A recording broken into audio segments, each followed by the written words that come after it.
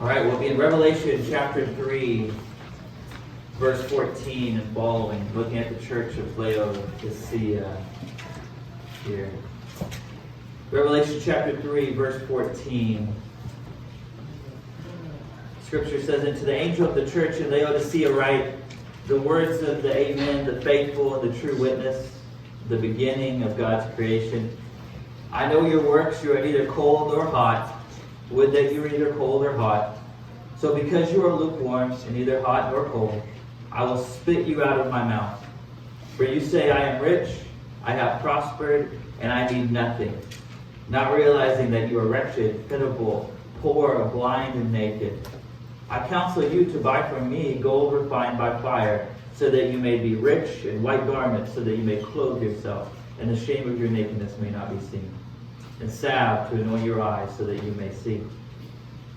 Those whom I love I reprove and discipline. So be zealous and repent. Behold, I stand at the door and knock. If anyone hears my voice and opens the door, I will come into him and eat with him, and he with me. The one who conquers, I will grant him to sit with me on my throne, as I also conquered and sat down with my Father on his throne. He who has an ear, let him hear what the Spirit says to the churches."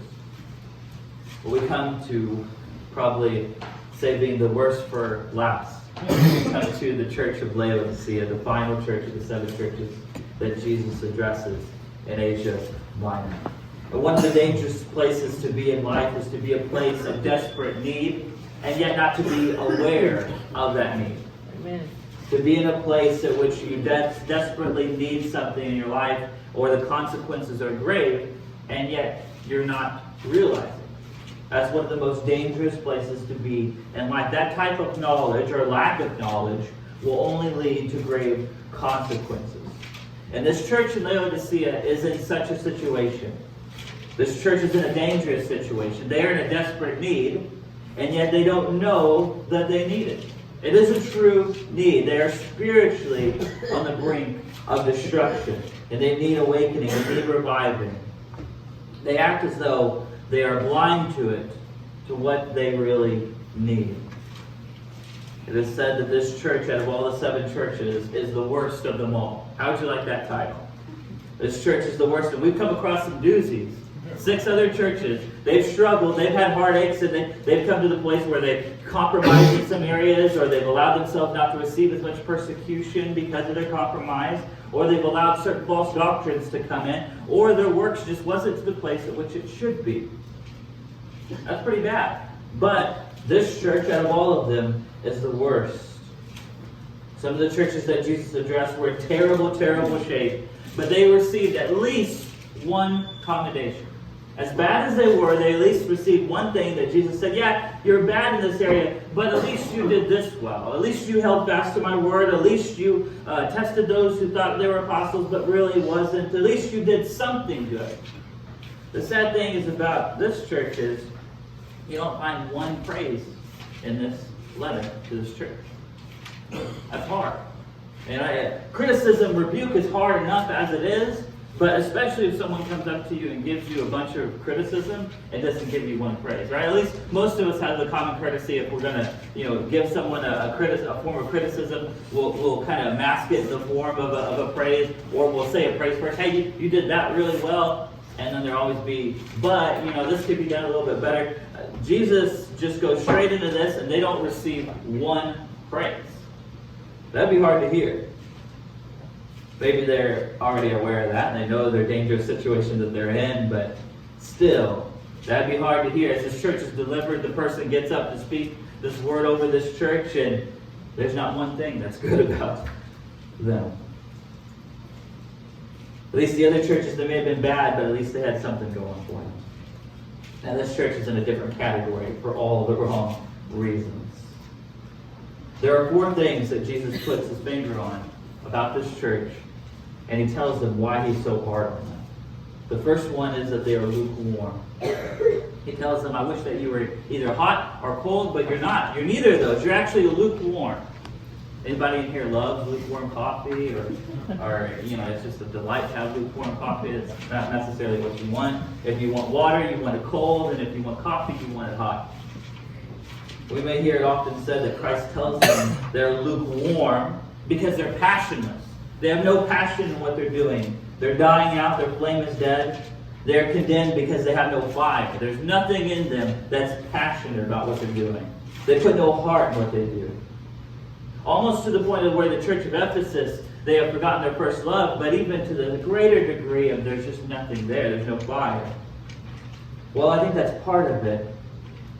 And that is definitely an issue with this church. That's why he brings it up. That goes well with Jesus saying that he wishes they were hot. Because to be hot would mean that with that interpretation, you're an on-fire Christian, you're an obedient Christian, you're doing well. That's what it means to be hot. But then on the other side, what does it mean then to be cold? If that's the opposite of it, well then it seems like to be cold would mean that you're not a Christian at all.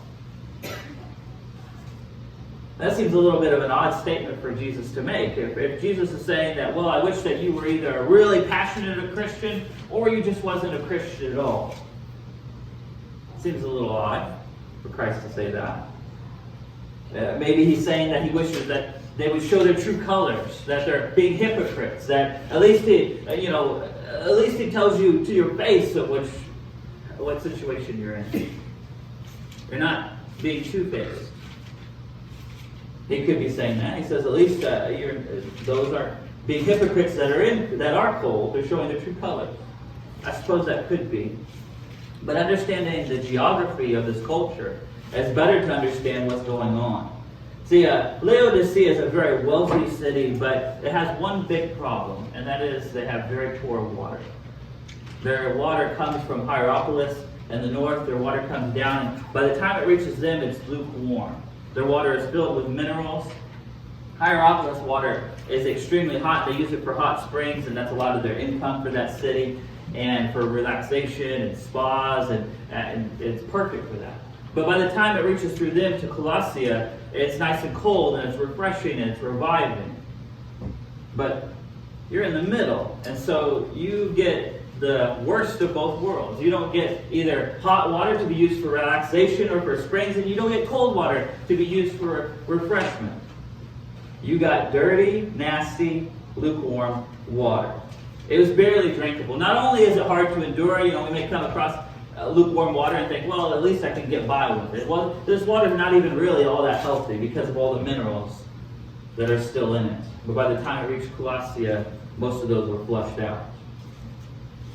Jesus was telling them, Hierapolis has good water, hot water to be used for their springs, for relaxation. Colossia has cold water to be used for refreshment.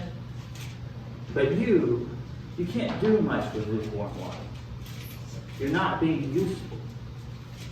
There's not much that you're really doing that's making a difference. Jesus is telling this church that they're not being useful for the kingdom. They're just kind of sitting on their hands and just kind of concerned with themselves, being very, very inward focused as a church. Their concern is only what they can get out of Jesus and not necessarily what they can do for others. They're not being obedient to God and taking out the gospel. They're not being used by Him. We can only be used by Him if we're ready for it, if we're open to that. They only cared for themselves and their own concerns. Jesus condemns them for a second reason, their earthly prosperity. Now, both Sardis and Philadelphia were very wealthy cities, especially Philadelphia, but they were nothing compared to Laodicea. Laodicea was extremely wealthy. They made Sardis and Philadelphia look poor. In fact, whenever this great earthquake went around throughout all this area, Sardis and Philadelphia needed help from Rome. Rome came by and they saw that they needed help, and so they said, why don't you make your city like Rome, and we'll give you some aid, we'll give you relief. So they did, and they made their cities beautiful. When they came to Laodicea declined their offer. They said, no, that's okay, we got enough money. We can rebuild our city ourselves. And they did. They just saw it as kind of, hey, we need to get rid of some of those old buildings, and we got enough money, so we'll just rebuild it ourselves. How would you like to have that much money? You could just decline an offer, an aid from Rome. They said, thanks, you can take that money on elsewhere. We're covered. Which, doesn't it show a little bit of pride from Laodicea as well? Not only do you have all of this money that you can just take care of yourself, and you don't need any aid from Rome. But also, it's kind of a little bit like, hey, Sardis of Philadelphia, they say they're so high and mighty, they think they're so great. We didn't need any help from them. We took care of ourselves. We don't need outside resources. We're completely self-sufficient. The city is a huge banking and commercial hub. The city was extremely prosperous and did not see themselves as having any need. You notice the language that Jesus gives to them, though? How much they need. How offensive would have that been to that church hearing that? Jesus, what are you talking about? We don't need anything. The language of Jesus would have been hard for them to hear. He tells them that they think that they need nothing, when in fact, they're wretched, pitiful, poor, blind, and naked. Ouch. He counsels them to buy from him gold refined, so that they may be rich. Well, Jesus, we're already rich. We got money coming out of our ears. The problem was they were self-deceived. They thought that they had all that they needed in life, money, riches, wealth. This is all we need. It would have been hard to hear the gospel that, hey, Jesus is your life, when they think, hey, I have enough money. Jesus can be an accessory to my life. Jesus can be a cherry on top of my hill. But my wealth is all I need. The third thing that he points out is their profits and their clothing industry. The city of Laodicea was known for its very luxurious clothing export. Remember how we mentioned in one of the cities that the sign that you were wealthy is that you had very soft clothing. 100% made of one material or the other, extremely soft, as opposed to more coarse clothing. Laodiceans had the softest clothing of all. Like they were just walking around in that, what's that type of laundry with that barrier. It's like the softest of all that they could ever have, and the finest clothing. They were quite wealthy from this trade as well. Now, Christ mentions that spiritually they are really naked, and he counsels them to buy from him white garments so that they may clothe themselves. He says, you think that you're all high and mighty because of your clothes, when really, spiritually, you need to cover yourself. You do not have my righteousness. You do not have my forgiveness. And the last thing that he points out to them is their medical advancement. The city was known for its medical field. One of the biggest profits that they received was from eye salve. So there's a lot of eye ailments that went on, and some of that was due to some of the sanitary issues that was going on. And eye salve was one of the biggest exports that they had, and it was one of the biggest profits that the city had received. And Jesus turns that around and he says, hey, you think that you can see, and you think that you have perfect sight, and you get all this wealth from that? But really, I counsel you to buy from me salve that you can anoint your eyes and see. He mentions to them they're lukewarm, they don't have the right temperature of water. He mentions they're blind, they're naked, and really they're poor. Everything that the city had prided themselves on, Jesus turned it around and showed that, hey, you need me. You may think that you don't. You may think that you don't need what I have, but you do. You're poor. And the words of Christ that we read in this chapter may seem a little hard for us. It may seem a little harsh. Jesus doesn't give them one praise. He goes right for the gut. He goes right for the knockout punch. But we have to understand that this church was on dangerous ground. They needed to be awakened. And if someone needs to be awakened from something, sometimes it takes a little bit of a shaking to get to that point. But also, Jesus mentions these words, which I think that we forget a lot about this letter. He says, those whom I love, I reprove and discipline. So be zealous and repent. He's not telling them this because he hates them. He's telling them this because he loves them. And he wants them to turn. He says, those whom I love, I reprove and discipline. If he didn't love them, he wouldn't tell them anything. He would just let them go on down this very dangerous road and just let them jump off the cliff and let them go to eternal destruction and ruin. But he loves them. He says, those whom I love, I reprove and discipline. And then he gives them this exhortation. He says, behold, I stand at the door and knock. If anyone hears my voice and opens the door, I will come into him and eat with him and he with me. What was one of the things that Jesus got criticized a lot for? For eating with the wrong crowd. Eating with the nobodies. Eating with the outcasts. Eating with the dirty people. Because to commune with someone in a meal was great fellowship, and it showed that you love the person, the care that you wanted to have communion with the person. And so when Jesus would pass by on all these Pharisees and all these Sadducees and all the important religious elite, and then he went to the outcasts of society and saying that he wanted to go to their house, like Zacchaeus. I mean, at our day it would have it'd be a little rude to just go up to someone and say, hey, I'm having dinner at your house, but in their day it was fine to just go up to someone and say that. And Jesus comes up to Zacchaeus and he tells him, I want to dine with you. Zacchaeus, a tax collector, high up in the ladder at that. And Zacchaeus repents and he mentions that he will give fourfold if he's wronged anyone. Which, that language, if he's wronged anyone, Zacchaeus surely wronged a lot of people. But Jesus wanted to have fellowship with these people. He says that I stand at the door and knock, and those who open the door I will come to have fellowship with. And he's telling this church to repent and to come to him, to buy from him what can only come from him. He's telling this church to repent from her evil ways, to turn aside from pride. From pride and perceived self-sufficiency. How often do we perceive ourselves as being self-sufficient? When really everything good that we have in life comes from Jesus Christ.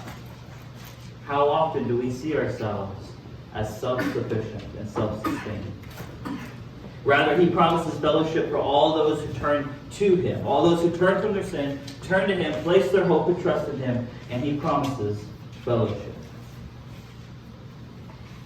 The problem is we can turn into this very same door as well. We can fall into this very same trap that they fell into. We may point and laugh at them and think, oh yeah, that church didn't understand what was going on, they're just foolish. But we can fall into that exact same trap, thinking that we don't need Jesus, we're fine. Or that one thing that Christians fall into a lot is to think that, well, all I need Jesus for is once I'm saved, and then I'm good to go, and that's it. I don't need this constant fellowship, communion, when we really do. What kind of marriage would be if we only talk to the person once a week? That'd be hard. That'd be difficult. Jesus wants that close communion with his children. We think that we can deceive ourselves and it's okay to do things without Christ's help. We don't see ourselves in desperate need of his power. It's hard to see ourselves as desperate people. But let us not be fooled into thinking that once we become Christians, we're done with our journey and we're done being hungry for him. We're done seeking. Thank God, I found him, that's it, no more seeking. It's untrue. Seeking is a continual thing. Seeking after him. Being hungry for him. Being thirsty for him. Now this language that Jesus uses for buying from him gold or buying from a buyer or taking food, asking food from him comes from Isaiah 55. Verses 1 and 2, which says, come everyone who thirsts, come to the waters, and he who has no money, come, buy and eat. Come, buy wine and milk without money and without price. Why do you spend your money for that which is not bread, and your labor for that which does not satisfy? Listen diligently to me and eat what is good, and delight yourselves in rich food. It reminds you of Jeremiah 1, where Jeremiah condemns the people by the word of the Lord because they had gone to cisterns that were broken and could not hold any water. Whereas they had the living water of the Lord that they could have gone to, but instead they chose to go to the broken cistern. I mean, if that's not utter foolishness, I don't know what is. And if you have a Brita filter that's overflowing, and you could go to, but you choose to just go to the Brita filter that's constantly leaking and never has any water. I mean, how foolish is that? And yet Jesus says his people do that all the time. They go to the broken cisterns. They go to the things that will not satisfy. We can get our strength, we can get our thirst, we can satisfy things outside of the Lord. We become blind if we think seeking after God stops once we become Christians. That we think that we no longer need him. In a parable that Jesus tells, well, two of them actually, Matthew chapter 13, verses 44 through 46. The kingdom of heaven is like treasure hidden in a field which a man found and covered up. Then in his joy he goes and sells all that he has and buys that field. Again, the kingdom of heaven is like a merchant in search of fine pearls, who in finding one pearl of great value went and sold all that he had and bought it. I'm not sure if anybody here watches the show Antique Roadshow or not, but I remember watching this one episode one time with this guy that brought in this, I think it was like a quilt or an Afghan or something, I can't remember what it was. But he just kind of had it in his hands and then, put it on the chair, and then he said, well, it's a family heirloom, it's kind of gone through a few generations, and he wasn't expecting it really to be worth much. You can tell if someone's really expecting it to be a lot because of their expectation or the fluctuation of their voice, the way they say things, or the way they treat it. And the guy said, yeah. So he's explaining it, and he mentioned that it was worth something like $30,000, $40,000. It was an insane amount of money. And you guarantee that guy, after that, not only was he really surprised, but then he babied that thing. Whenever he said, he's like, oh, it's different. Can I get a bodyguard for this $30,000 quilt? And he wanted to make sure that it was going to stay with him after he found out its worth and its value. Jesus said there's a man who goes upon this field, he finds a treasure, he covers it up, and then he sells everything that he has to get that treasure. And then a man is searching to find pearls. He sells all that he has so that he can obtain that one thing. And Jesus relates that to the kingdom. It says that's the worth of the kingdom, that if we had to sell everything that we own to obtain the kingdom, it's worth it. But then Jesus has a young rich ruler that comes up to him, a very wealthy man. He bows down before him and he says, what must I do to enter eternal life? Jesus tells him to sell all that he has, give the proceeds to the poor, and come follow him. And what does he do? He declines that offer. It says, because he had great wealth. I didn't know it was going to take that one. I thought it would be fine to just go with my own way and still be self-sustained according to my own standards and just follow Jesus kind of part-time. Jesus does not accept part-time. He only accepts full-time disciples. People who are committed to him. If we think that Jesus can just be an accessory to our life, just something that we can just kind of tag on, and then we can kind of compartmentalize and live the rest of our lives, and then kind of have Jesus here, it won't work that way. It's never meant to work that way. Discipleship is 24/7. We are always Christians. We are always children of God. And we are needy people. That's hard for us to hear, but we are needy people, needy for him. We are in constant need of his grace. We are in constant need of less of us and more of him. Now, to be physically mature is to grow more independent and self-sustained, right? That's what we want, is to be physically mature, is to be independent and more self-sustained as you get older. Now, in the spiritual realm, it's the opposite, isn't it? In the spiritual realm, it's the exact opposite. To be spiritually mature in Christ is to see ourselves in constant need. We are never to be spiritually content within ourselves. Our battles are never won by seeing ourselves as strong, but as weak people who serve a strong God. And being familiar with something may be good and have a safe feeling. I mean, we all like to get to the place in our jobs where we're comfortable with it, where we know what we're doing, and we're safe. There's this area in which we're familiar with something. Sometimes in our relationship with Jesus, we can try and turn on autopilot and just feel as, oh yeah, I know about the Bible. I don't have to really learn much about it. I know about prayer. I know about these things. And that intimacy can disappear. That intimacy can be thrown out the window because we just turn on autopilot and just think that we know everything there is to know. But may we not be too familiar with the King of Kings. Because the people who thought that they knew him best, like the Apostle John, whenever he came up before the presence of the Lord in Revelation, he felt as though a dead man. The same Jesus that he had walked with for 3.5 years of his life had even seen his resurrected glory, but it was different this time. Something that I thought he was familiar with. Realized that he wasn't. Davey, would you mind getting up and playing a little bit of instrumental as we go into a time of prayer?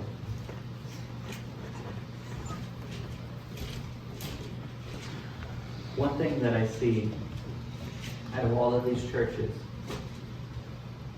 is that Jesus doesn't like people who perceive themselves as self-sustaining. As Jesus looks into these churches and they get to this place where they're comfortable and they just think they're fine without receiving His grace, they're fine without praying for His mercy. And He opens their eyes and He shows them that you're never at a place where we can sit on our hands and think that we don't need to pursue Him anymore. We're never at a place where we stop hungering for Him. At least we should never be at that place. Because just when we think it's going to take an eternity just to get to the foothills of knowing God, we may think there's everything, we've got everything under our belts and we know everything there is to know about Him here in this life. But throughout all of eternity, we're going to be finding out new things about Him, new depths of His grace, new miles traveled, and His mercy. Let's pray.